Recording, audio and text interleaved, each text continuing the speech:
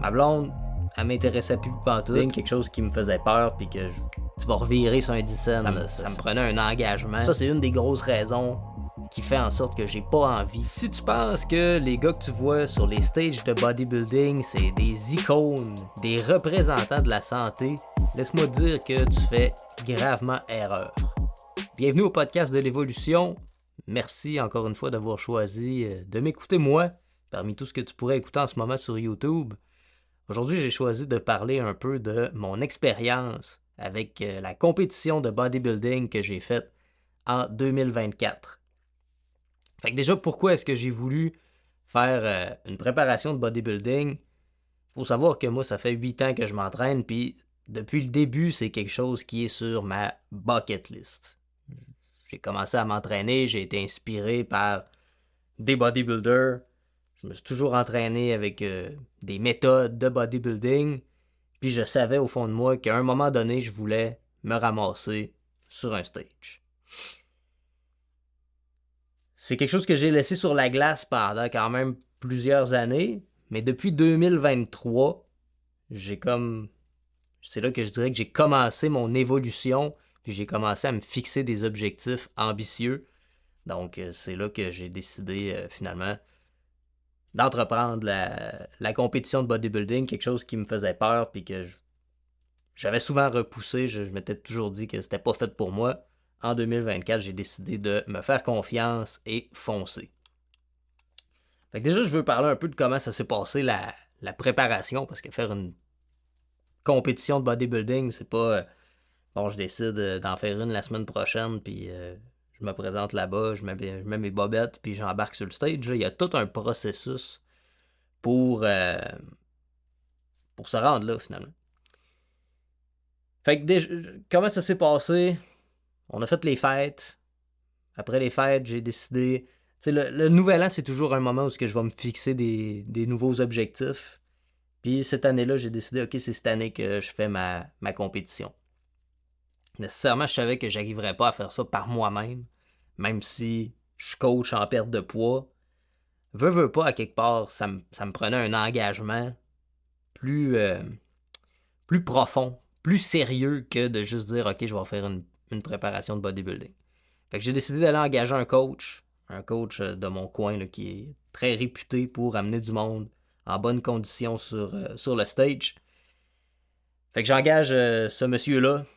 Puis là, on était à ce moment-là peut-être encore 6 mois avant la compétition.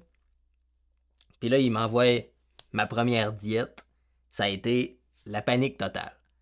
Moi, je suis quelqu'un qui utilise beaucoup l'approche de l'alimentation flexible. C'est-à-dire que je vais tracker mes calories au quotidien, mais je me permets d'intégrer certains aliments qui me font plaisir ici et là. Là, on est 6 mois avant la compétition. J'ai pas un pourcentage de gras qui est très très élevé. Puis je reçois la diète, je vois que c'est poulet, riz, légumes, poulet, riz, légumes, 4 repas par jour, plus des blancs d'œufs le matin avec du gruau, des framboises. Vraiment, là, la diète sèche, direct en partant. Fait que pendant ce temps-là, c'était comme, on va faire une genre de prise de masse avant de faire la phase de cut. Puis j'ai pas suivi la diète. Soyons 100% transparents, là. J'ai eu une grosse période où je bingeais, c'est-à-dire que je mangeais sans me contrôler finalement. Dans ma tête, la réflexion, c'était OK, là, même que ce soit le temps de faire la cote, je pourrais plus déroger pantoute. Fait que profitons-en. Fait que j'ai juste mangé de la marde pendant genre les 2-3 premiers mois. J'ai pris de la masse musculaire, un peu, c'est sûr. Mais honnêtement, je me suis juste ramassé trop gras. Trop gras pour ce que j'aurais dû être. 12 semaines avant la compétition, c'est là que c'était un peu le wake-up call. Si je veux arriver sur le stage de façon présentable, il va falloir que je lock-in puis que j'arrête de faire le con finalement. Fait que c'est à ce moment-là que j'ai vraiment commencé à suivre la diète au poil près. Sincèrement, là, j'ai fait aucun écart, sauf une fois, parce que ma blonde avait fait un petit dessert santé, là, avec de la farine d'avoine, des bananes, des affaires de même. Puis là, c'était une petite portion. J'en avais mangé un, je pense deux. Mais à part de ça, il n'y a eu aucun écart pendant ces 12 semaines-là, pendant 3 mois. Diète sèche, 7 jours sur 7, sans déroger. J'allais souper chez mes beaux-parents, j'amenais mon plat de poulet, riz, haricots verts. J'allais souper chez ma grand-mère, même chose. Je mangeais pas de dessert. Ça m'a vraiment demandé d'avoir une discipline irréprochable. Là, c'est bien beau. Je suis cette diète-là, je m'entraîne, les résultats viennent, je deviens de plus en plus sec, le plus sec que j'ai jamais été dans toute ma vie. Sauf que ça vient aussi avec son lot d'effets secondaires. Numéro 1, la libido, zéro. Aucune libido.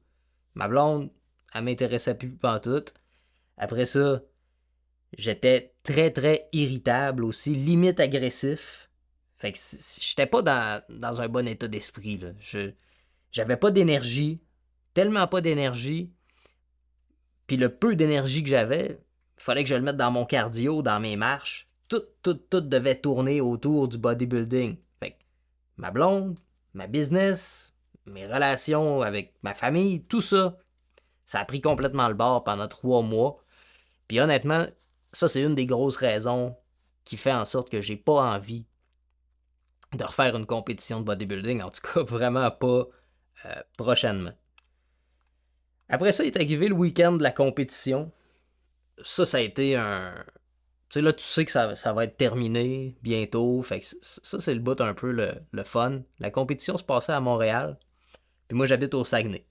Si tu ne connais pas trop géographiquement parlant, on a à peu près 5 à 6 heures de route à faire. Mais là, moi, avec ma diète de fou, faut que je mange à peu près aux 2-3 heures. Fait que comment on fait? Puis c'est pour ça que cette heure, les gens qui disent qu'ils travaillent sur la route puis qu'ils peuvent pas manger leur plan alimentaire, ben, suivent leur structure alimentaire et qui sont obligés d'aller manger dans un restaurant, ben, j'y crois plus parce que qu'est-ce que j'ai fait avant de partir? J'ai tout préparé mes repas pour la route puis pour le week-end aussi. Puis j'ai même pas eu besoin de manger fret une seule fois, c'est ça la beauté de la chose. C'est que t'arrêtes dans une station-service, puis dans le coin où de la machine à café, il y a tout le temps un micro-ondes. Fait que j'arrêtais dans le dépanneur, je faisais chauffer ça dans le micro-ondes, je mangeais dans mon char, puis après ça, je repartais.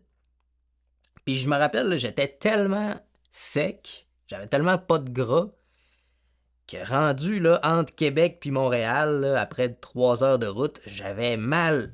J'avais mal au cul, là, parce que j'avais les os finalement qui accotaient direct sur le banc. Il n'y avait plus aucun coussin, c'était vraiment désagréable.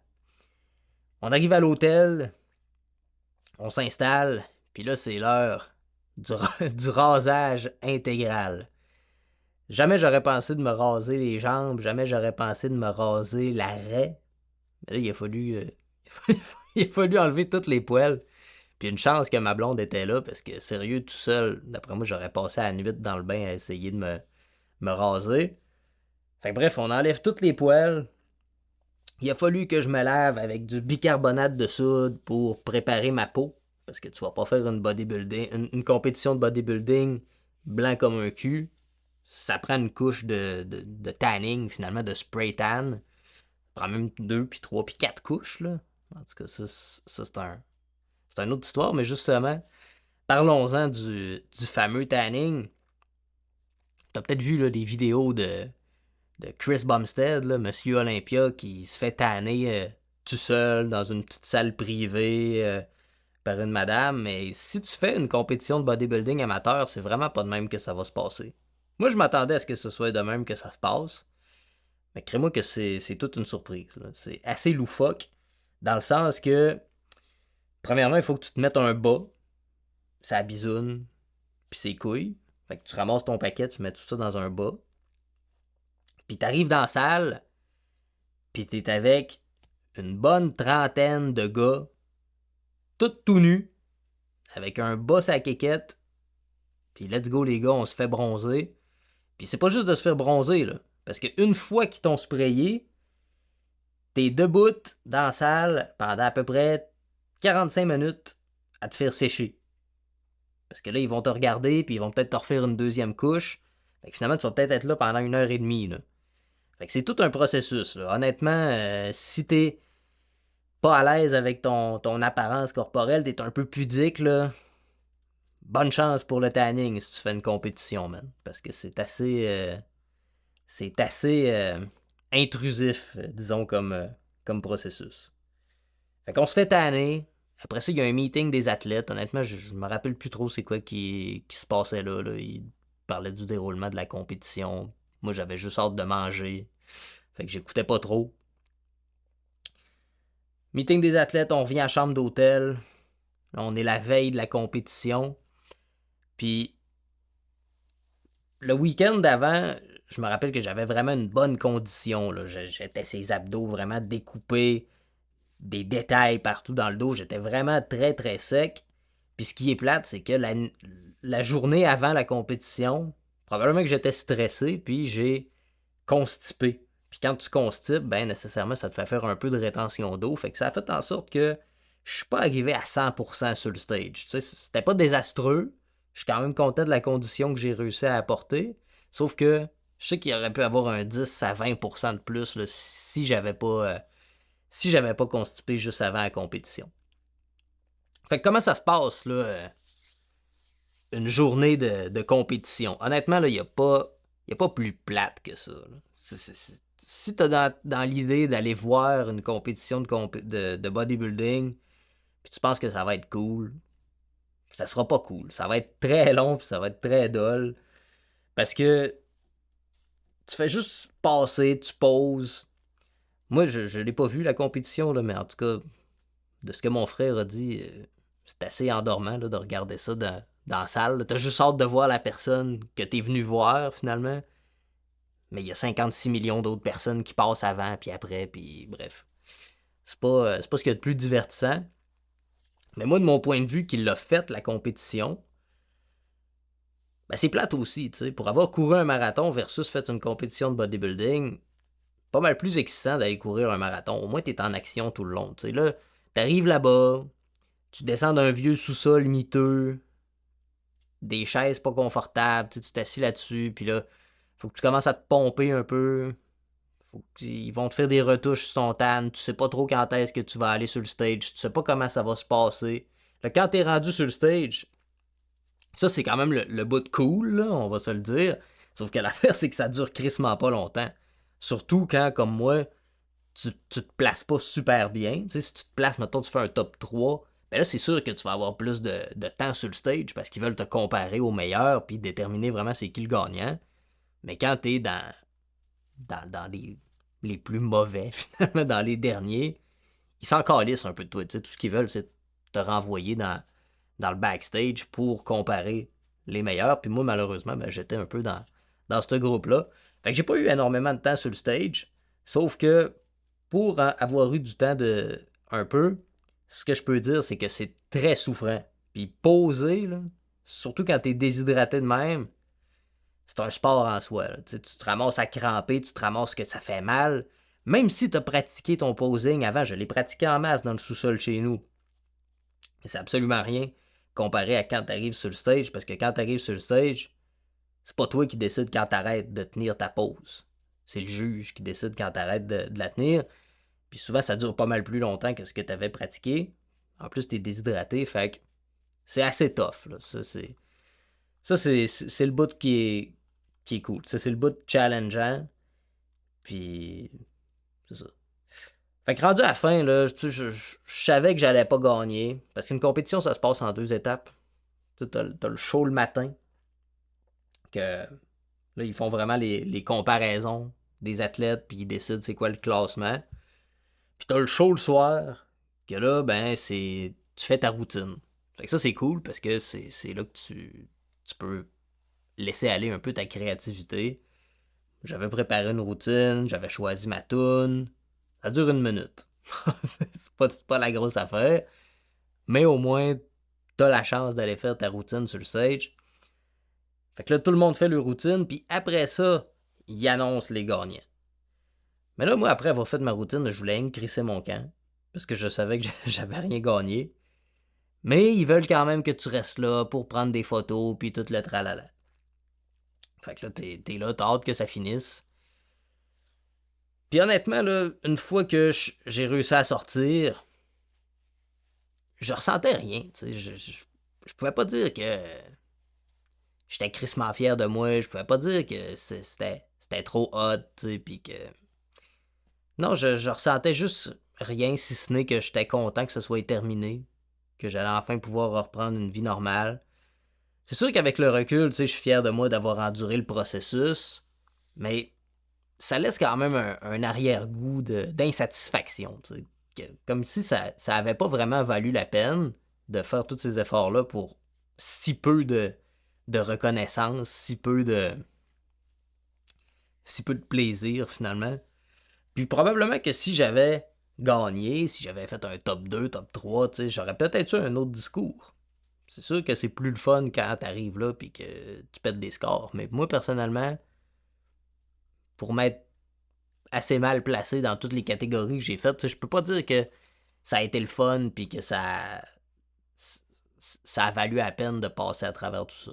Ça a valu la peine d'un point de vue personnel, mais l'affaire, c'est que c'est très ingrat comme sport. T'as beau avoir travaillé, t'as beau être celui qui a travaillé le plus fort, si t'arrives là et que t'es pas le plus beau, ben les juges, ils s'en calissent de ta gueule. Là. Ils veulent juste déterminer c'est qui les tops, les comparer entre eux, déterminer c'est qui le gagnant.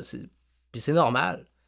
Mais c'est très ingrat dans ce sens-là parce que toi, t'as peut-être travaillé crissement fort, t'arrives là, tu passes 2 minutes sur un stage, on te balaye quasiment du revers de la main, puis ah ouais, on retourne chez vous, tu sais. Fait que ça, c'est quelque chose qui m'a moins plu. Comme je dis, si j'avais gagné, probablement que je dirais que c'est la plus belle expérience de ma vie. Peut-être pas non plus, mais de mon côté, ça a été ça mon ressenti par rapport à la compétition.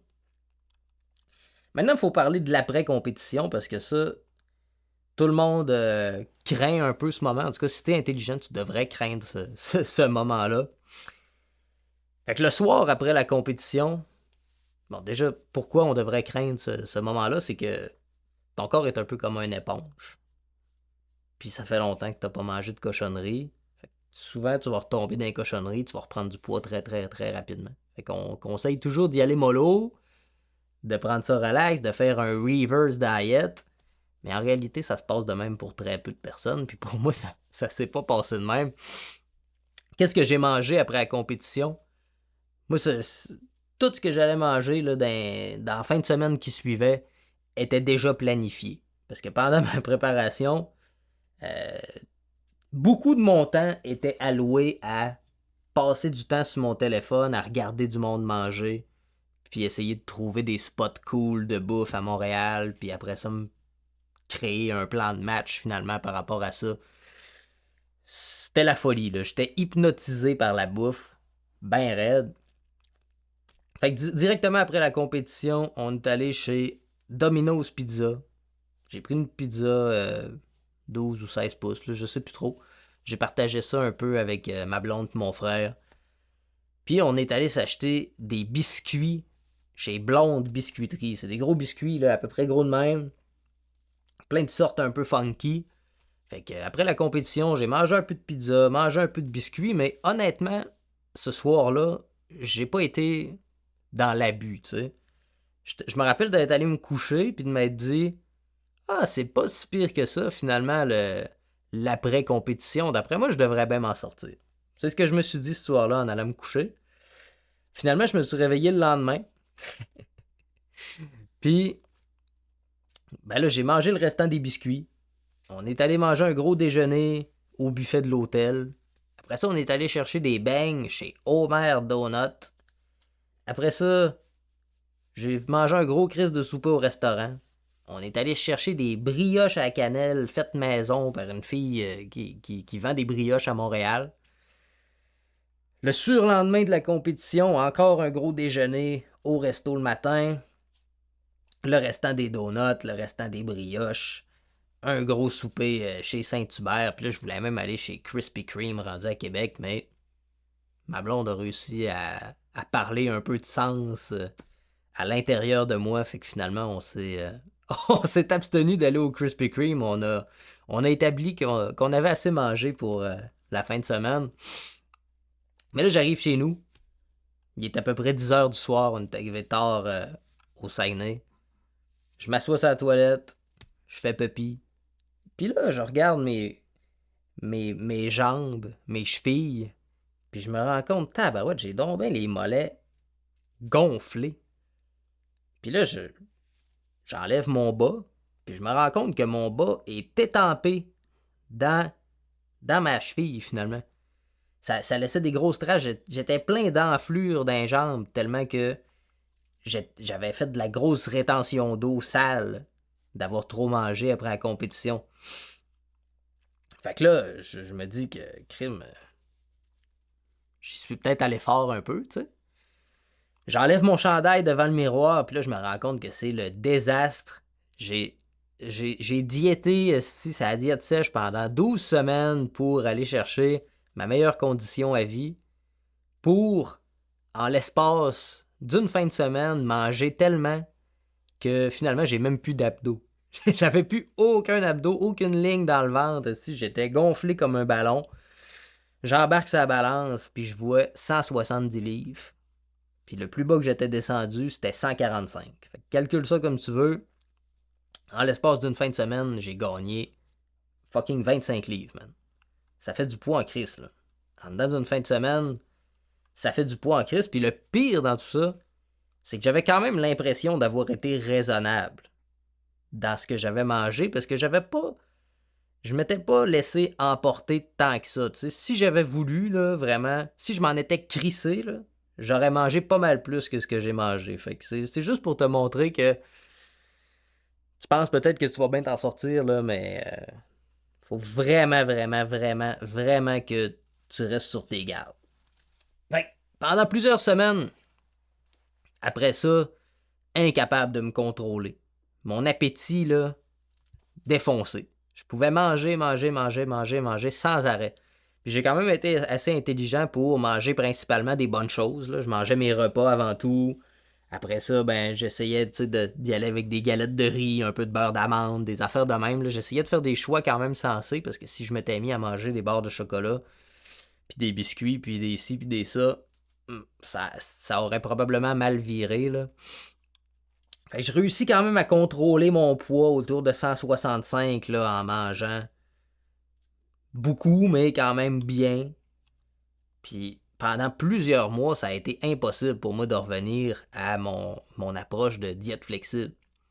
Parce que je m'étais tellement privé que là, même ma méthode de restriction alimentaire habituelle qui fonctionne super bien pour moi, c'était comme trop de privation pour moi. Fait que je suis incapable de me rentrer dans la tête de tracker mes calories pendant plusieurs mois.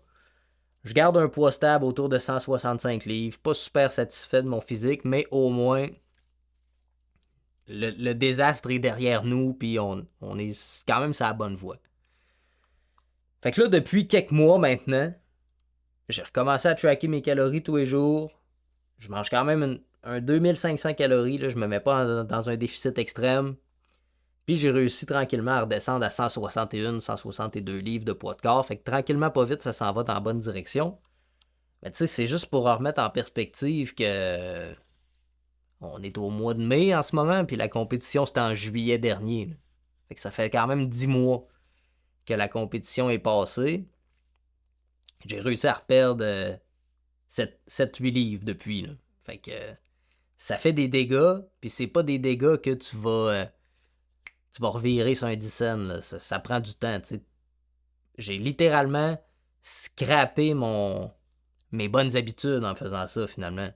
J'étais pas mal plus en shape avant de me lancer dans la préparation de bodybuilding que je le suis maintenant.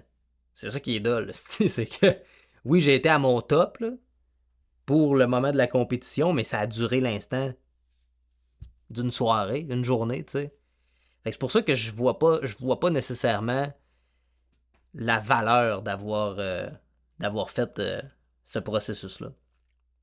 Fait que c'est un peu ça qui résume mon processus avec la compétition de bodybuilding. Mon but ici, c'est pas de décourager qui que ce soit à le faire. Si toi, t'es dans une préparation en ce moment, vas-y. Écoute, t'as toute la vie devant toi, tu sais, profite-en pour faire des erreurs. Je fais juste partager mon parcours en espérant que ça puisse t'apporter peut-être un peu de conscience, puis que tu puisses éviter de faire les erreurs que moi j'ai faites.